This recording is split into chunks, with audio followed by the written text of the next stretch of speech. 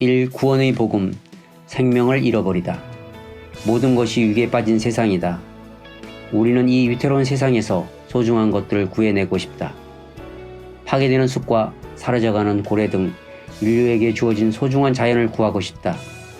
의사들은 사람의 생명을 구하려 한다.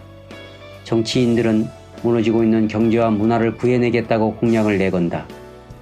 심지어 온갖 크고 작은 전쟁에서 우리를 구하겠다면서 지지를 호소한다. 스포츠 경기에서도 우리는 구원을 추구한다. 야구에서 구원 투수는 패색이 짙던 경기를 구해내고 축구 경기 골키퍼는 상대 팀의 슛을 막아 팀을 구해낸다.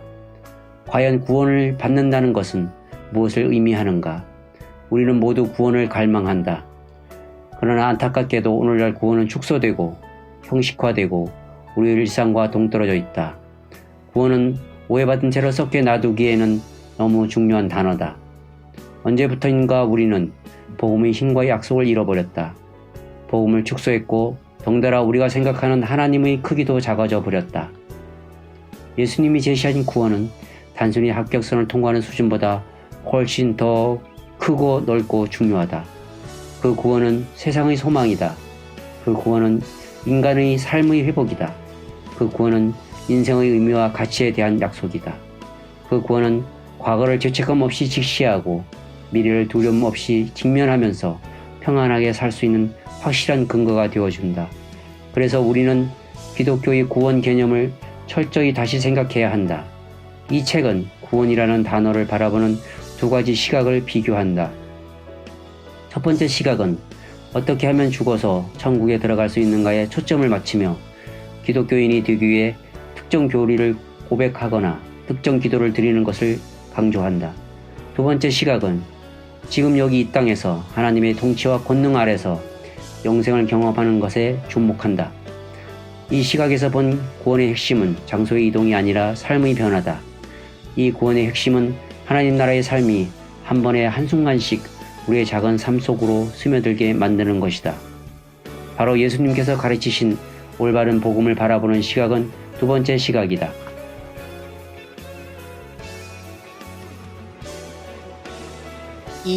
이런 게 구원인 줄 알았습니다만. 무엇이 구원인지를 살펴보기에 앞서 무엇이 구원이 아닌지부터 정확히 알고 넘어가야 한다.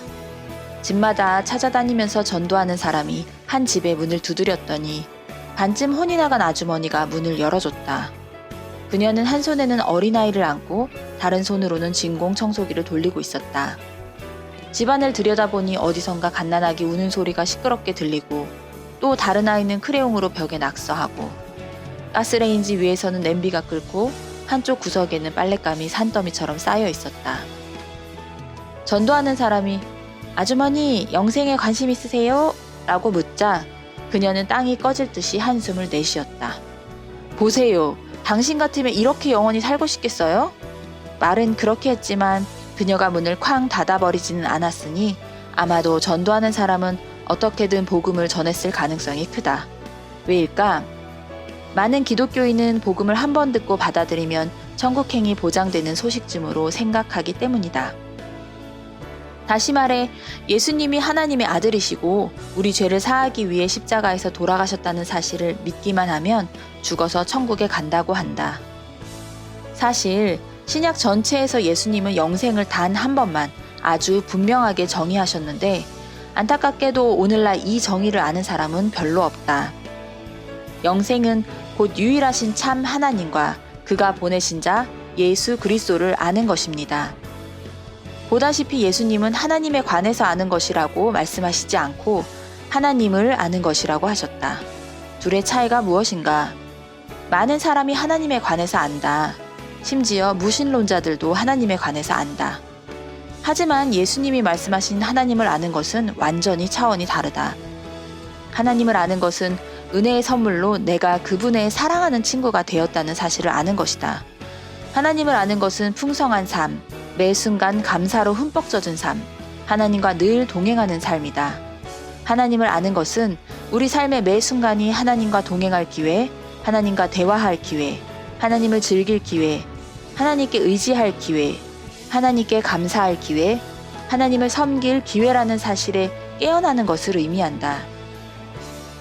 가장 좋은 소식은 하나님이 이미 이곳에 계신다는 것이다. 그래서 우리는 그분을 맞아들여 함께 시간을 보내면 된다. 17세기 카르멜회 수사였던 로렌스 형제는 다음과 같은 방식을 사용했다. 일하는 내내 하나님이 바로 옆에 계신 것처럼 끊임없이 그분께 말을 걸면서 내 일을 그분께 드리고 그분의 도우심에 감사를 드렸다. 일을 마치고 나서는 철저히 반성했다. 그래서 잘한 점을 발견하면 하나님께 감사했다. 실수를 찾으면 낙심하는 대신 용서를 구하고 나서 여전히 하나님 안에 거하면서 일을 계속했다. 바로 이것이 영생이다. 영생은 죽은 뒤에야 보험금을 받는 보험 증서가 아니요 훗날 천국의 한 자리를 보장해주는 마법의 면책 특권도 아니다. 영생의 열쇠는 옳은 답을 알거나 교회에서 옳은 교리를 고백하는 것이 아니다. 영생은 성부와 성자와 성령 사이에서 이루어지는 더없이 풍성하고도 기쁨 넘치는 교제다. 영생의 열쇠는 하나님을 아는 것이다. 하나님과의 친밀한 관계를 가로막는 장애물들을 없애고 세상과 온 인류를 그분의 눈으로 보며 그분의 사랑과 보호 안에 거하는 것이다.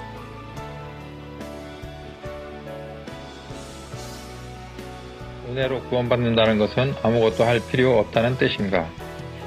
우리는 하나님의 은혜로 구원을 받는다. 아니, 하나님의 은혜로 구원을 받아야 한다. 왜냐하면 하나님의 은혜 없이 우리는 철저히 망가진 상태이기 때문이다. 우리의 망가진 삶은 외적인 문제와 내적인 문제 두 범주로 나눌 수 있다. 외적인 문제는 돈, 재물, 직업, 건강, 관계 같은 것들이다.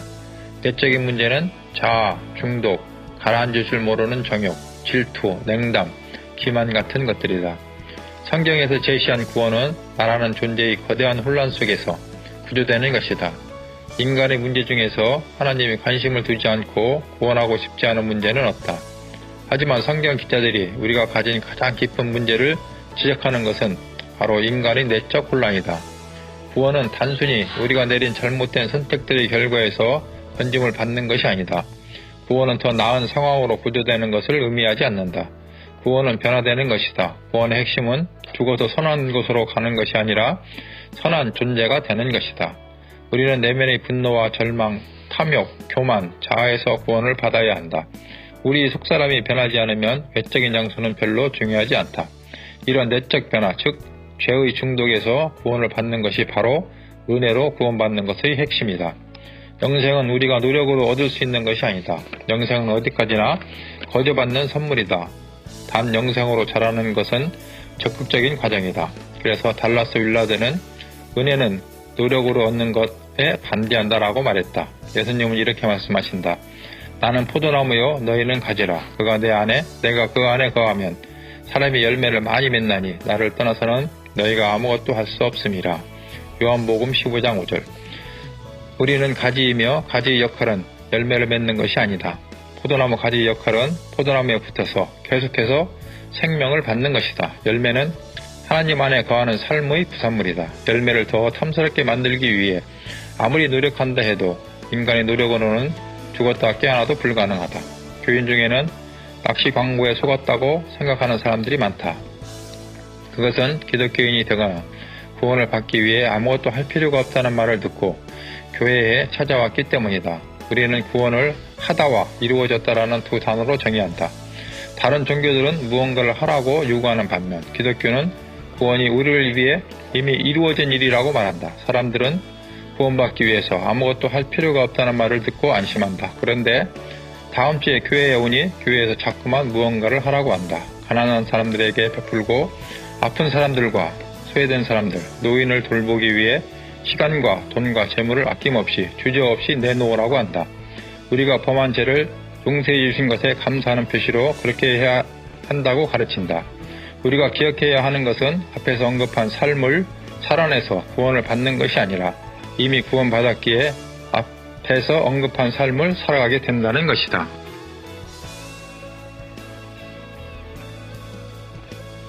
기독교인이 되었다는 것이 구원받았다는 말이 아닌가? 당신은 기독교인을 어떻게 정의하는가? 누군가는 기독교인을 특정한 교리들을 믿거나 특정한 교단이나 교회에 속한 사람으로 정의했다.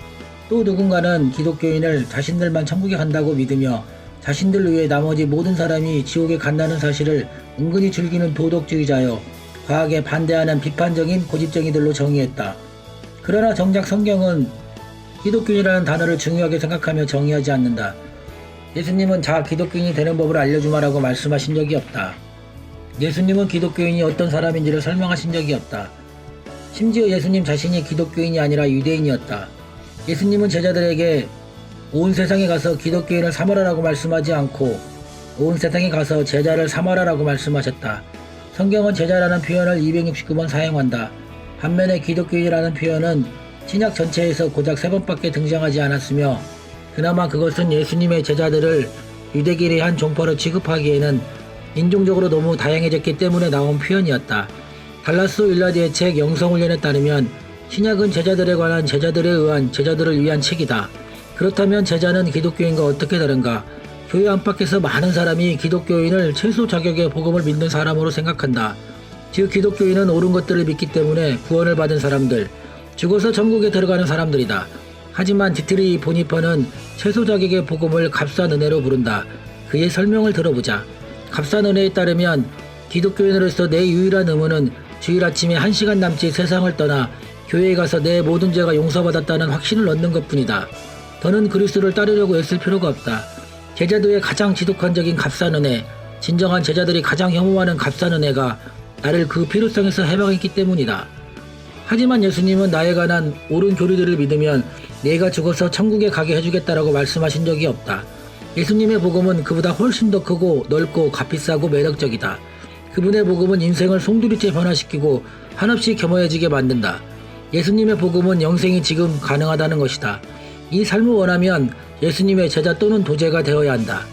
도제란 기술의 대가와 함께 일을 하면서 그에게서 대가가 되는 법을 배우기로 한 사람이다. 신약에서 제자라는 단어는 원래 기술을 배우는 도제의 의미로 자주 사용하는 단어였다. 그것은 특별히 교회에서 영적 엘리트들을 가리킬 때만 쓰는 단어가 아니다. 누구나 도제가 될 수 있다. 도제에게 중요한 것은 도제 자신의 기술이 아니라 스승의 능력이다. 우리는 예수님의 도제가 되어야 한다. 왜냐하면 인간의 힘으로는 도저히 풀 수 없는 세상의 문제가 많기 때문이다. 탐욕, 두려움, 인종차별, 불의, 이혼, 성폭력, 무시, 오염, 고통, 중독, 거부, 원한, 폭력, 냉담, 슬픔, 전쟁, 죽음. 인간의 문제들은 인간의 수단과 본성으로 절대 해결할 수 없다. 오히려 인간의 본성이 우리가 가진 가장 큰 문제다. 세상에는 기술이 해결할 수 없는 문제가 많다. 세상에는 교육이 해결할 수 없는 문제가 많다. 세상에는 돈이 해결할 수 없는 문제가 많다. 하지만 인간 삶에서 예수님의 도제 훈련으로 풀 수 없는 문제는 없다. 우리의 죄 용서는 물론 사후에 하나님과 영원히 함께하는 삶의 문제도 해결될 뿐 아니라 지금 여기서부터 우리 존재의 모든 면이 회복되기 시작한다. 이것이 디트리 보니퍼가 이렇게 쓴 이유다. 은혜와 제자도는 서로 떼려야 뗄 수 없다. 제자도란 단순히 은혜에서 비롯하는 삶이고 따라서 은혜가 곧 제자도라는 사실을 아는 자들은 행복하다. 예수님의 복음은 예수님의 도제로 사는 삶을 온전히 보여주는 복음이다. 은혜로 믿음을 통해 다가올 세상에서만이 아니라 이 세상에서도 그 삶을 누릴 수 있다. 예수님의 복음은 최초일의 인간이 받은 가장 위대한 초대다. 우리 삶에서 예수님의 도제 훈련으로 풀 수 없는 문제는 없기 때문이다.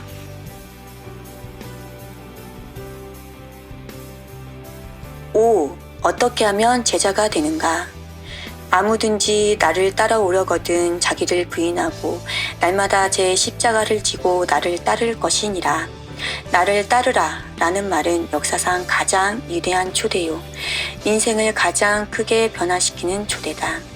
예수님은 그저 우리를 그분과의 동행으로 초대한다. 정말 단순하지 않은가? 실제로 예수님이 제자들과 얼마나 자주 동행하셨던지 신약에서 예수님과의 동행은 제자 훈련을 지칭하는 주된 표현이 되었다. 예수님을 사랑하는 것은 곧 그분과 동행하는 것을 의미한다. 이는 지금도 마찬가지다. 수세기 동안 예수님과의 동행을 기술하는 방법은 그것을 특정한 단계로 나누는 것이었다. 우리는 하나님이 우리의 삶에서 역사하시는 방식을 특정한 역학들로 나누어 왔다. 첫 번째 단계는 깨어남이라고 부른다. 기본적으로 깨어나는 평범한 일상에서 하나님의 특별한 임재를 의식하게 되는 것이다. 원리를 찾아라 라는 책의 페이지마다 정신없이 복잡한 배경 속 어딘가에 원리라는 주인공이 숨어 있다. 페이지를 넘길수록 그를 찾기가 점점 더 어려워졌다. 어떤 상황에서도 하나님을 알아보는 능력은 원리 찾기처럼 습득되는 기술이다. 때로는 하나님을 놓치기가 어렵고 때로는 쉽다. 하지만 하나님은 언제나 우리 곁에 계신다. 이 하나님을 알아보고 제가 지금 여기서 무엇을 하기를 원하십니까? 라고 묻는 것이 바로 그분에 대해 깨어나는 것이다. 두 번째 단계는 정화라고 부른다. 이 단계는 하나님에게서 멀어지게 만드는 나의 모든 행동을 깨닫고 고백하며 그것을 없애달라고 기도하고 그것에서 해방되기 위한 활동에 참여하는 것이다. 거짓말을 너무 자주 해서 이제는 자신이 거짓말을 하는지조차 인식하지 못할 지경에 이르렀는가? 냉소적인 태도가 깊이 뿌리를 내려 입만 열면 다른 사람들을 비판하는가? 누군가가 좋은 학교에 다니거나 돈 많은 부모가 있는 사람만 보면 질투와 분노가 솟아나는가? 정화는 자유를 얻기 위한 것이다. 예수님께 죄를 고백하고 그 죄에서 벗어나게 해달라고 요청하면 한때 우리의 주인이었던 욕구들이 종이라는 본래 자리로 돌아간다. 그렇게 되면 늘 죄가 아닌 하나님을 생각할 자유가 찾아온다. 세 번째 단계는 깨달음이다. 깨달음은 다르게 보고 다르게 생각하게 되는 과정을 의미한다. 예수님의 심상 지도를 얻어 그분의 눈으로 세상을 보는 것을 의미한다. 헬런 켈러의 자서전만큼 깨달음의 의미를 잘 보여주는 것은 없다. 우리는 우물 쪽으로 걸어갔다. 누군가가 물을 길었고 선생님이 물이 흘러나오는 관 아래에 내 손을 넣었다. 차가운 물이 한쪽 손에 쏟아지자 선생님은 다른 손에 물이라고 썼다. 처음에는 천천히 쓰더니 그 다음에는 빨리 썼다. 나는 손가락 사이의 움직임들에 온 신경을 집중한 채 가만히 서 있었다. 잊고 있던 뭔가에 관한 어렴풋한 의식이 갑자기 살아났다. 무언가가 다시 생각날 때의 쾌감이 느껴졌다. 그리고 언어의 신비를 깨달았다. 그때 나는 물이 내 손 위를 흐르는 차갑고 놀라운 무언가를 의미한다는 것을 알았다. 그 살아있는 단어가 내 영혼을 깨우고 내 영혼의 빛과 희망, 기쁨을 주었으며 내 영혼을 해방했다. 나는 배움의 열정으로 가득 차서 그 우물을 떠났다. 모든 것에 의미 있었고 모든 이름이 새로운 생각을 탄생시켰다. 집으로 돌아오는 내내 내가 만지는 모든 물체가 생명으로 전율하는 것만 같았다. 그것은 내가 모든 것을 이상하고도 새로운 눈으로 보게 되었기 때문이다. 헬런 켈러는 내내 혼자였지만 이제는 혼자가 아니었다. 그녀는 지금껏 자기 마음에 갇혀 있었지만 이제 해방되었다. 그녀는 자신이 쓸모없는 존재라고 여겼지만 이제 수많은 사람에게 용기를 줄 위대한 목적을 얻었다. 그녀의 세상에 마침내 꽃이 피었다. 그 살아있는 단어가 내 영혼을 깨우고 내 영혼의 빛과 희망, 기쁨을 주었으며 내 영혼을 해방했다. 이것이 깨달음이다. 마지막 단계는 연합이라고 부른다. 이 단계에서 우리는 내 안에 거하라, 나도 너희 안에 거하리라 라는 예수님의 말씀이 의미하는 삶을 살기 시작한다. 그분의 임재가 단순한 개념이 아닌 현실이 된다. 이는 그분이 언제 어디서나 그분의 생각을 내게 전해 주실 수 있다는 뜻이다. 이는 그분이 늘 내 뜻 안에 계셔서 내가 온종일 그분의 뜻에 항복할 수 있다는 뜻이다.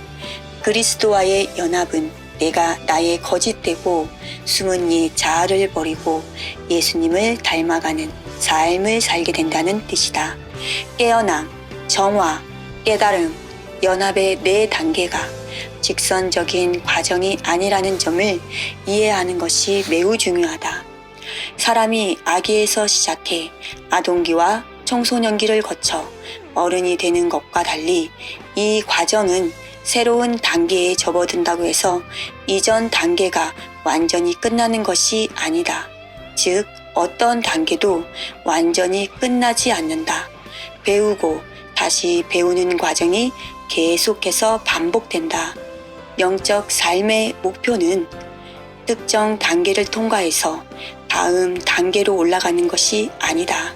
중요한 것은 하나님을 향해 가는 위대한 여행이 계속되도록 매 순간 작은 발걸음을 내딛는 것이다.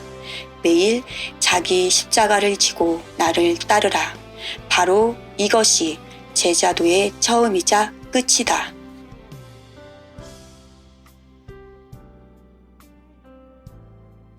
6. 구원을 잃어버릴 수도 있는가? 받은 구원을 내가 잃어버리면 어쩌지? 하고 걱정하는 사람들이 많다. 물론 이들이 정말로 알고 싶은 것은 내가 월요일에 죽으면 천국에 가지만 수요일에 영적으로 타락한 뒤에 죽으면 지옥에 갈까이다.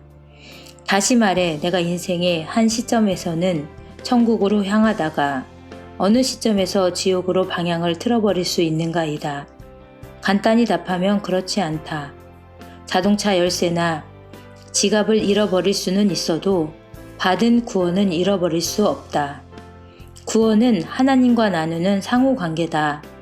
우리는 은혜로 용서를 받아 이 관계로 들어가며 하나님 나라에서 그분과 함께 살면서 우리의 뜻을 그분의 뜻 앞에 내려놓는 법을 배워간다. 구원은 이룰 수 없지만 다만 거부할 수는 있다. 그렇다고 하나님의 구원을 거부하며 사는 삶을 선택하지는 않으리라고 생각한다. 무언가를 잃는 것은 나도 모르는 사이에 또는 실수하거나 부주의해서 잃는다. 하지만 하나님은 우리가 그분과의 관계를 그런 식으로 잃어버리도록 놔두시지 않는다. 달라스 윌라드의 설명을 들어보자. 망가진 영혼은 한두 가지 중요한 신학적 요점을 놓쳐 인생 끝에 치르는 신학시험에서 낙제할 사람이 아니라는 점을 분명히 알아야 한다. 지옥은 실수로 가는 곳이 아니다. 간발의 차이로 천국을 놓치는 사람은 없다. 지옥은 하나님을 피하고 그분에게서 도망치려는 지속적인 노력을 하는 사람 또는 하나님께 반대하고 세상의 뜻이 우리 마음에 확고하게 굳어진 사람이 가는 곳이다. 성경에는 아무것도 우리를 우리 주 그리스도 예수 안에 있는 하나님의 사랑에서 끊을 수 없다라는 약속들로 가득 차 있다. 예수님은 누구든 그분께 영생을 받으면 그들을 내 손에서 빼앗을 자가 없느니라 라고 약속하셨다. 하지만 성경은 인간이 하나님을 거부하는 것도 가능하다고 경고한다. 우리가 진리를 아는 지식을 받은 후 짐짓 죄를 범한 즉 다시 속죄하는 제사가 없고 오직 무서운 마음으로 심판을 기다리는 것과 대적하는 자를 태울 맹렬한 불만 있으리라. 구원의 확신은 어떤 공식이나 한번 동의하면 우리가 아무리 원해도 파기할 수 없는 계약에 근거하지 않는다. 구원의 확신은 하나님 나라의 삶에 지속적이고도 점점 더 깊이 참여함으로써 더욱 굳건해진다. 내가 구원받았는지 어떻게 알 수 있는가 라고 물을 때 우리는 대개 다음과 같은 점검표를 받는다. 예수님을 주로 고백했는가? 머리로만 그분을 믿는 것이 아니라 기꺼이 목숨을 바칠 만큼 믿는가? 진심으로 회개했는가? 이런 것을 다 했다면 구원을 받았다고 확신해도 좋다. 그런데 문제는 이런 점검표 자체가 애매하다는 것이다. 기꺼이는 어느 정도까지를 말하는가? 믿음이 어느 정도로 확실해야 하는가? 50%, 90%? 누구도 완벽한 믿음을 자신할 수는 없다. 그뿐만 아니라 믿음의 정도는 시시각각 달라지기 마련이다. 지금은 90% 확신하지만 내일은 그것이 50%로 떨어지면 어떻게 하는가? 내일 의심할지와 상관없이 오늘 확신하면 되는가? 우리가 구원과 관련해서 올바른 질문을 던지려면 내가 구원받았는가가 아니라 내가 예수님을 따르는가 라는 질문을 던져야 한다. 우리는 천국에 가기 위해서가 아니라 예수님을 따르는 것이 인류에게 주신 최고의 선물이기 때문에 그 분을 따르는 것이다.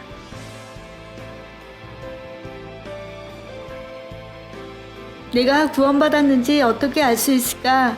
하나님은 우리를 그토록 사랑하신다면서 왜 모든 사람을 그냥 천국에 들이시지 않는가?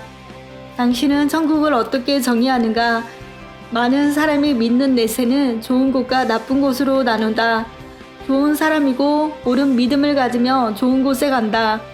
나쁜 사람이고 잘못된 믿음을 가지면 나쁜 곳에 간다. 이처럼 단순하다. 기독교에서 좋은 곳은 천국이며 대부분은 아니더라도 많은 기독교인이 천국을 영원한 기쁨과 즐거움이 넘치는 나라로 상상한다. 또 누군가는 항상 행복하고 놀라운 초능력을 마음껏 발휘할 수 있으며 뭐든 마음대로 하고 먹고 마셔도 아무런 죄책감이나 두려움, 그에 상응하는 대가를 치르지 않는 장소로 생각한다. 즉, 많은 사람에게 천국은 누구나 가서 영원히 살기를 소망하는 곳이다. 그래서 모두가 들어가길 절실히 원할 것이다. 그러나 예수님의 가르침대로라면 오히려 천국을 진정으로 원하는 사람은 별로 없다. 왜일까? 예수님이 말씀하신 천국은 단순히 그리고 놀랍게도 하나님과 함께하는 삶이기 때문이다. 천국에서는 하나님을 피하는 것이 불가능하다. 천국에는 하나님이 계시지 않는 곳이 없다. 천국에 가면 재빨리 숨어 죄를 지을 자갈 밀실 따위는 없다. 숨어서 험담하거나 욕심을 부리거나 비판하거나 자랑하거나 탐닉하거나 냉소적으로 굴려도 해도 어디 숨을 곳이 없다. 만약 이런 천국의 모습을 생각해 보기 시작한다면 딱히 가고 싶은 매력을 느끼지 못하는 사람도 있을 것이다. 왜냐하면 우리는 하나님께 간섭받지 않는 내 마음대로 자유롭게 살고 싶다는 욕망에서 벗어나지 못하기 때문이다. 그런데 진짜 천국에서는 우리의 모든 생각과 행동과 말이 하나님께 늘 공개되어 있다. 그것도 영원한 말이다. 문제는 천국을 견디는 것이 우리의 생각보다 훨씬 힘들 수 있다는 점이다. 특히 영원한 쾌락의 나라를 꿈꾸는 사람에게는 더욱 그렇다. 이것이 C.S. 루이스가 지옥의 문은 안에서 닫혀 있다라고 말한 이유다. 지옥은 하나님이 없는 곳이며 생각보다 많은 사람이 이곳을 원한다. 즉, 천국은 죄를 원하는 사람들이 불행해지는 곳이다. 금연 식당이 비흡연자에게는 더없이 좋은 곳이지만 흡연자에게는 끔찍한 곳인 것처럼 말이다. 한 피조물에게 기쁨을 주는 것이 다른 피조물에게는 고문이 된다. 그래서 C.S. 루이스는 모기의 천국과 인간의 지옥은 하나일 수 있다라는 말을 했다. 혹시 이것이 우리가 천국에 대해서는 천국으로 가는 계단이라는 표현을 쓰는 반면 지옥에 대해서는 지옥행 고속도로라고 말하는 이유가 아닐까? 따라서 우리에게 필요한 것은 천국에 어울리는 사람이 되는 것이다. 지금 하나님의 지속적인 임재 가운데 사는 것이 싫은데 하나님의 지속적인 임재 가운데 영원히 사는 것이 뭐가 좋겠는가? 악한 행동이나 생각을 하고 싶어도 할 수 없는 것이 뭐가 좋겠는가?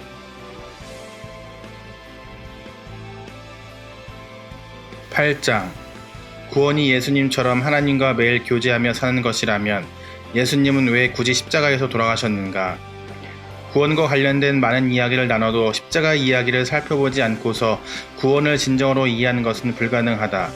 성경을 읽어본 사람이라면 구약시대가 동물에게 몹시 험난한 시대였다는 점을 눈치챘을지도 모른다. 동물은 매일같이 도륙당했다. 그뿐만 아니라 그 동물의 피는 제단 사방에 뿌려지고 기름 부위는 제단에서 태워졌다. 그야말로 동물보호단체가 결사 반대할 온갖 일이 벌어졌다. 당시에는 그런 관행을 통해 인간이 하나님과 화목할 수 있다고 믿었기 때문이다.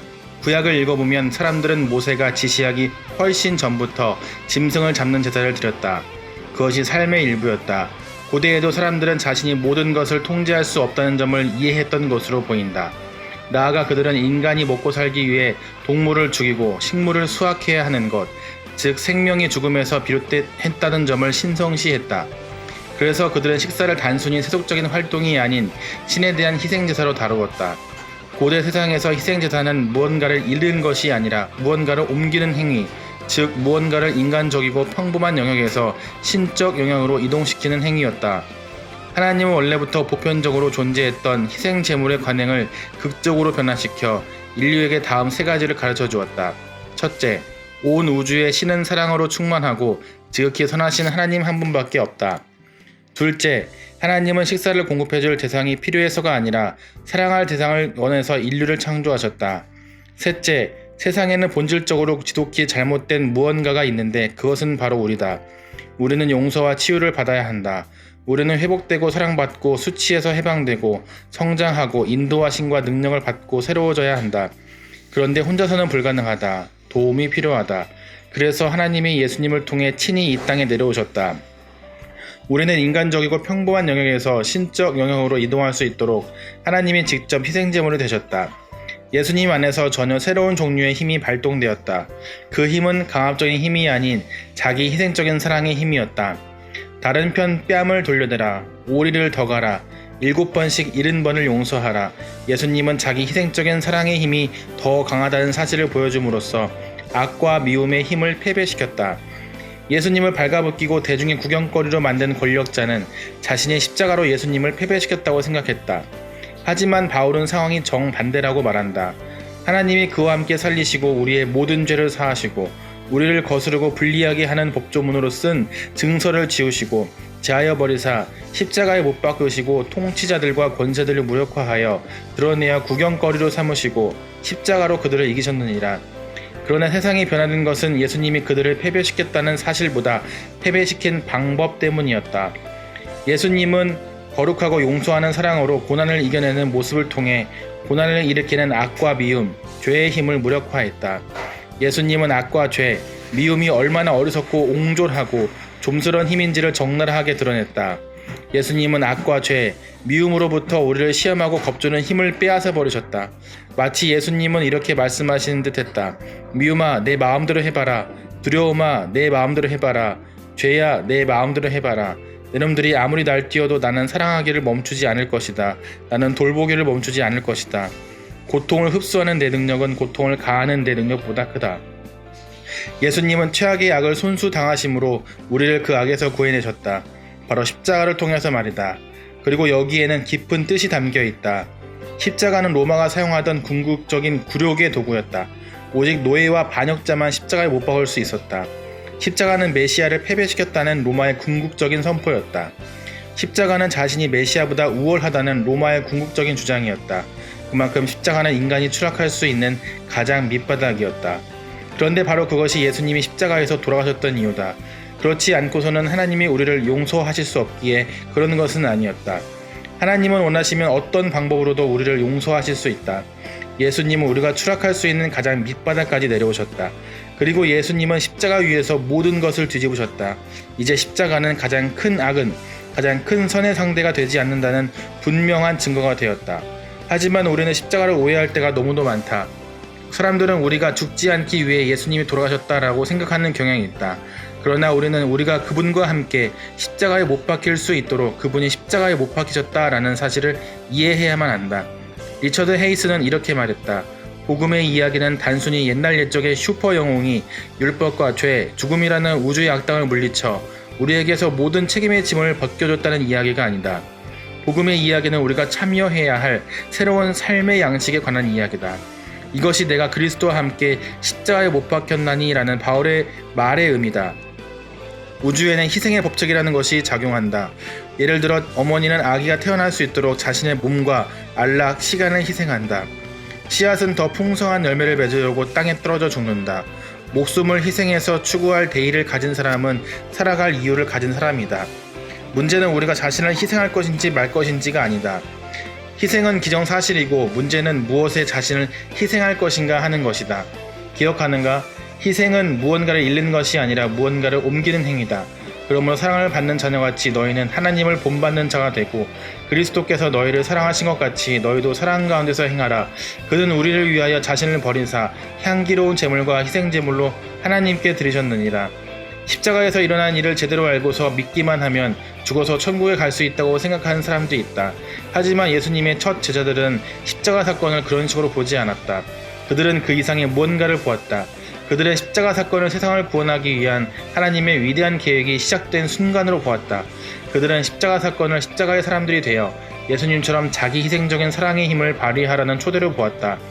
십자가에서 죽는 것이 예수님이 이 땅에 오신 유일한 이유라고 생각하는 사람이 많지만 십자가에서의 죽음은 예수님의 임무 중 일부에 불과했다. 그분이 맡은 큰 임무는 하나님 나라를 이 땅으로 가져오는 것이었다. 그분의 복음은 하나님 나라가 우리에게 가능하다는 복음이었다. 그분의 목적은 자신의 삶과 죽음, 부활을 통해 하나님 나라의 현실을 실제로 보여주신 것이었다. 그분의 명령은 하나님 나라를 추구하라는 것이었다. 그분의 계획은 그분의 백성이 하나님 나라를 넓히도록 만드는 것이었다. 그분이 은혜의 선물로 당신을 하나님 나라의 일꾼으로 초대하신다. 당신의 삶과 몸과 의지 속에서 하나님의 통치를 경험한 뒤에 상처받아 피 흘리는 주변 사람에게 자기의 하나님의 능력과 기쁨, 사랑을 전해주는 통로가 되라고 촉구하신다. 하나님 나라의 복음은 절망한 사람에게 구원을, 불의로 가득한 세상에 치유를 제시하신다. 그 복음은 세상의 소망이다.